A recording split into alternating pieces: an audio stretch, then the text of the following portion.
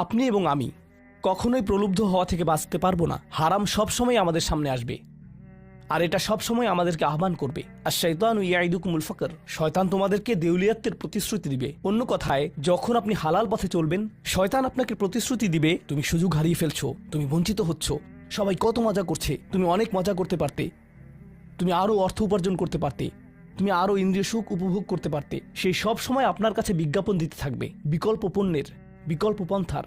নিজের কামনাকে চরিতার্থ করার কিছু যায় আসে না যে কতটুকু কোরআন মুখস্থ করেছেন, কিছুই যায় আসে না যে কি পরিমাণ তাহাজ্জুদ আপনি পড়েছেন। এগুলো কোনোটাতেই আসে যায় না। শয়তান থামবে না। দিন শেষে আপনি তো একজন মানুষই। দিন শেষে কামনা বাসনাগুলো আপনার মাঝে থাকবে, আর শয়তান থামবে না, সে আপনার পেছনে লেগেই থাকবে। শয়তানের একটা কৌশল আল্লাহ বর্ণনা করেছেন। তার মনস্তাত্ত্বিক কৌশলটি হলো যায়্যানা লাহুমুশ শাইতানু আমালাহুম। শয়তান তাদের কাজগুলোকে তাদের কাছে আকর্ষণীয় করে দেয়। শয়তান আপনার কাছে আসবে, আপনাকে প্রলুব্ধ করবে। তখন আপনি বলবেন, হ্যাঁ এটা খারাপ, কিন্তু আমি তো অনেক ভালো কাজও করি। হ্যাঁ আমি এলোমেলো কাজ করছি, কিন্তু আমি তো নামাজও পড়ছি।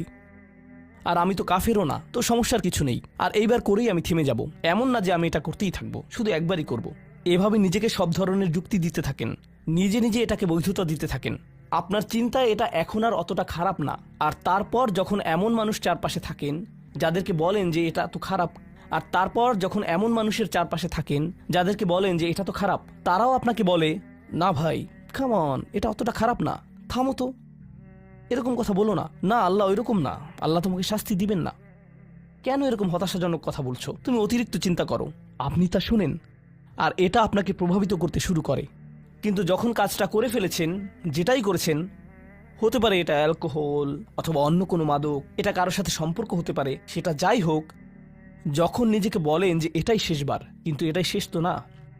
কারণ যখনই কাজটা ঘটে যায় আর কয়েকদিনের মধ্যে অনুশোচনাও কেটে যায়, তখন মোবাইলে আরেকটা মেসেজ চলে আসে, তারপর আরেকটা দাওয়াত আসে, তারপর আপনি বলেন না এটাই শেষবার, আবারও সেই চক্রে আটকে যান, আর আবারও সেটা করেন, আর তা করতেই থাকেন। শয়তান ঠিক এটাই চেয়েছিল। মানুষ এই চক্র বন্ধ করতে পারে, আল্লাহর প্রতি নিবিষ্ট হয়ে বলতে পারে, ইয়া আল্লাহ, আমার বন্ধুরা কি বলছে তাতে কিছু যায় আসে না, শয়তান কি ওয়াসওয়াসা দিচ্ছে তাতে কিছু যায় আসে না, কতবার এই বিভৎস চক্রে আটকা পড়েছি তাতে কিছু যায় আসে না। আমি ফিরে আসলাম, আমি ফিরে আসলাম, আমি ফিরে আসলাম 2 দিন অনুতপ্ত থেকে আবারও পাপে লিপ্ত হওয়া থেকে। আমি ফিরে আসলাম আপনার কাছে ক্ষমা চাওয়ার পর আবারও পাপ করা থেকে। ওয়ালাম ইউসিরু আলা মা ফাআলু ওয়া হুম ইয়ালামুন। তারা পাপ কাজগুলো বারবার করে না, আর তারা জানে যে তারা কি করছে। আমি সেই লোকদের অন্তর্ভুক্ত হব না? ওয়ালাইসাতিত তাওবাতু লিল্লাযিনা ইয়ামালুনা আস-সাইয়্যাত।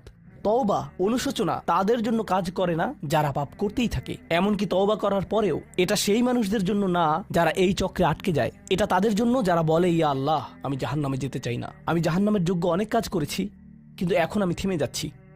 আর এটাই চূড়ান্ত। তারা হলেন আল্লাহর কাছে বিশেষ মানুষ। কারণ আল্লাহ জানেন এটা কতটা প্রলুব্ধকারী ছিল, আল্লাহ জানেন সেই আসক্তি কতটা শক্তিশালী ছিল, আল্লাহ জানেন পাপের কত গভীরে আপনি ছিলেন, আল্লাহ জানেন আপনার উপর শয়তানের সেই দীর্ঘ নিয়ন্ত্রণের কথা, আর আপনি সেই নিয়ন্ত্রণ ভঙ্গ করতে এবং আল্লাহর কাছে ফিরে আসতে সক্ষম হয়েছেন। আল্লাহর পথে আপনার এই যাত্রা অন্য মানুষের তুলনায় অনেক কঠিন। আপনার সামনের প্রলোভনগুলো অনেক শক্তিশালী, আপনার প্রতি অভিকর্ষের টানটি অনেক বেশি শক্তিশালী, আর এর সাথে লড়াই করে যেহেতু আল্লাহর কাছে এসেছেন, তাই আপনি বিশেষ মর্যাদা সম্পন্ন।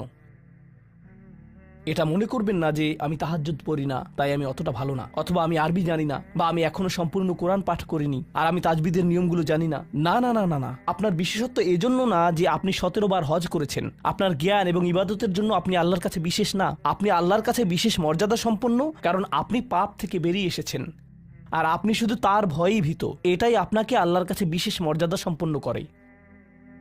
তাই আপনিও ইবাদুর রহমান। তো এখান থেকে আল্লাহ আমাদেরকে সম্পূর্ণ বিপরীত দিকে নিয়ে যাচ্ছেন। এই প্রত্যেক শ্রেণী সম্পর্কে চিন্তা করুন, কিভাবে এগুলো আপনার সাথে প্রাসঙ্গিক, কিভাবে আপনি আল্লাহর কাছে বিশেষ মর্যাদা সম্পন্ন হতে চান, কিভাবে আপনি আল্লাহর নৈকট্য পেতে চান, কিভাবে আমি আল্লাহর নৈকট্য পেতে চাই। আমাদের কাছে এটা আসলে কতটা মূল্যবান।